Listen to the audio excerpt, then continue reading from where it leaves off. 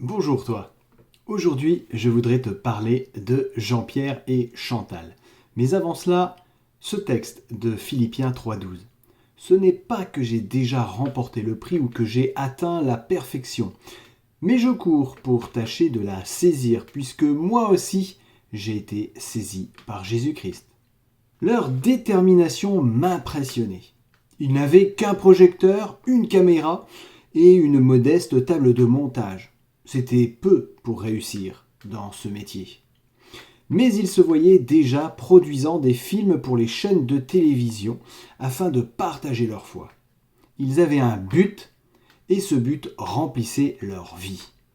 À cette époque, je devais enregistrer une vingtaine de programmes pour la télévision. Je décidai de travailler avec eux. Chantal prit en charge la réalisation et Jean-Pierre l'enregistrement. Une année plus tard, mes deux amis s'équipèrent en matériel professionnel, construisirent un studio et achetèrent une régie mobile. Les choses allèrent très vite. Ils se firent les dents.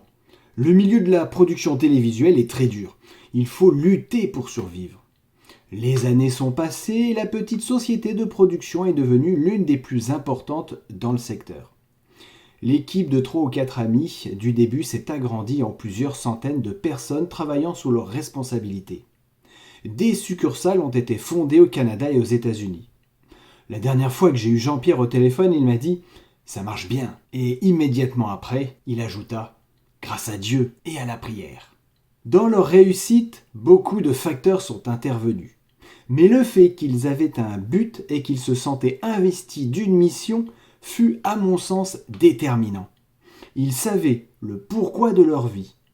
Le but choisi faisait un avec leur foi et contribuait pleinement à la réalisation de leurs rêves. N'oublie pas cette citation de Montaigne. Aucun vent ne favorise les voiles de celui qui n'a pas de port d'attache. À bientôt et que Dieu te bénisse abondamment.